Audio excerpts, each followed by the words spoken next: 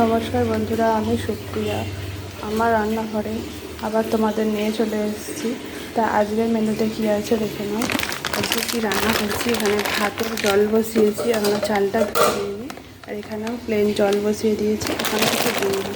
তা আজকে কী দেবো, আজকে দেবো সোয়াবিন। আজকে করছি সোয়াবিনের তরকারি। বন্ধুরা, সোয়াবিনটা তো দিয়ে দিয়েছি, ওর মধ্যে একটুখানি নুন দেবো আর একটুখানি হলুদ দেবো, দিয়ে সোয়াবিনটা একটু ফুটিয়ে নেব।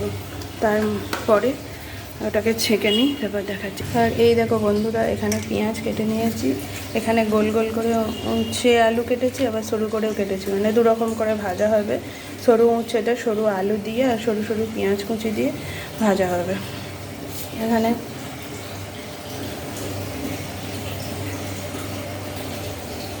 তো এখানে উচ্ছে আলু ভাজা হবে দুরকম করে। এখানে ঢ্যাঁড়স আলু পোস্ত হবে, যে পোস্তটা বাটা হয়ে গেছে, ঢ্যাঁড়স আলু পোস্ত হবে। আর এখানে সোয়াবিন আলু দিয়ে একটা দম হবে। তো এখানে এই পেঁয়াজটা আদা রসুন কেটে নিয়েছি বেটে দেবো বলে, আর এই পেঁয়াজটা ভেজে দেবো। দেখি, দেখতে থাকো কীভাবে রান্না করবো। দেখো বন্ধুরা, আমার সোয়াবিনটা ফুটে কিরম হলুদ হয়ে গেছে, বড়ো হয়ে গেছে।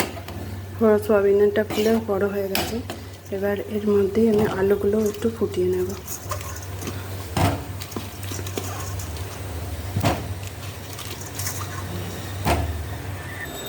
দেখো সয়াবিন আলুটা ফুটে গেছে, এটা নামিয়ে নিলাম। সয়াবিনের সাইজটা কত বড় বড় হয়েছে, এবার কড়া বসিয়ে দিয়েছি। এই দেখো বন্ধুরা, কড়া বসিয়ে দিয়েছিলাম, আর এখানে উচ্ছে আলু যে দুরকমভাবে কাটা আছে, এটাকে ভেজে নেব নুন হলুদ দিয়ে ম্যারিনেট করা আছে। এই দেখো বন্ধুরা, যে পেঁয়াজ আদা রসুনটা কাটা আছে, এটা মিক্সি বাটিটা আমি নিয়ে নিচ্ছি। এখানে কাঁচা লঙ্কা আছে, পেঁয়াজ আছে, আদা রসুন আছে। এটা মিক্সিতে পেস্ট করে নেবার পর টমেটোটা দিয়ে নেবো। তা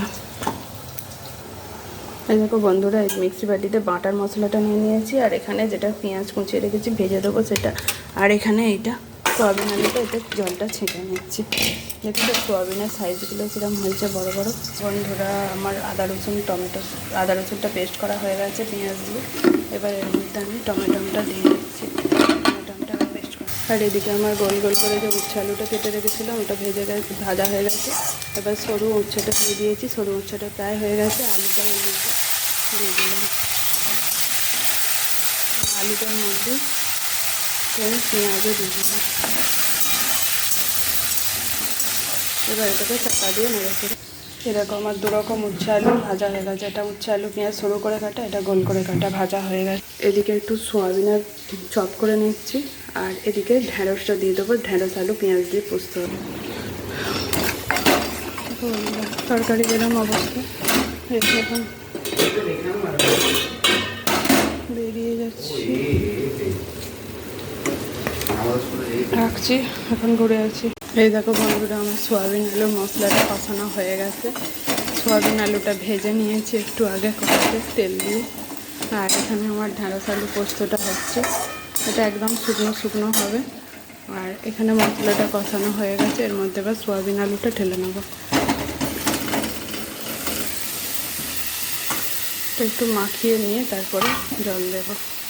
মাখিয়ে দেখো বন্ধুরা, আমার ঢ্যাঁড়স পোস্ত শুরু হয়ে গেছে, একদম শুকনো শুকনো ভাজা ভাজা।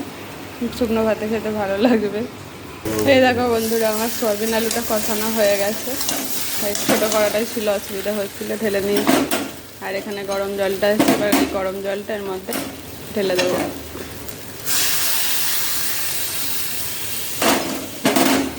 এটা ফুটে গেলেই আমার রেডি সয়াবিন আলুর তরকারি। এই দেখো বন্ধুরা, আমার সয়াবিন আলুর তরকারি হয়ে গেছে। তবে এই আজকে হালকা পাতলা সয়াবিনের তরকারি হয়ে গেল আমার। গ্যাস অফ করে দিলাম, এবার নামিয়ে ফেলি।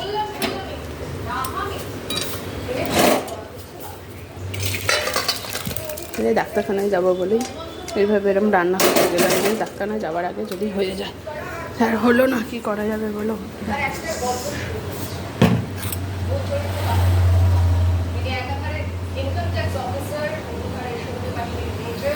রাখি বন্ধুরা, এখানে এই পর্যন্তই।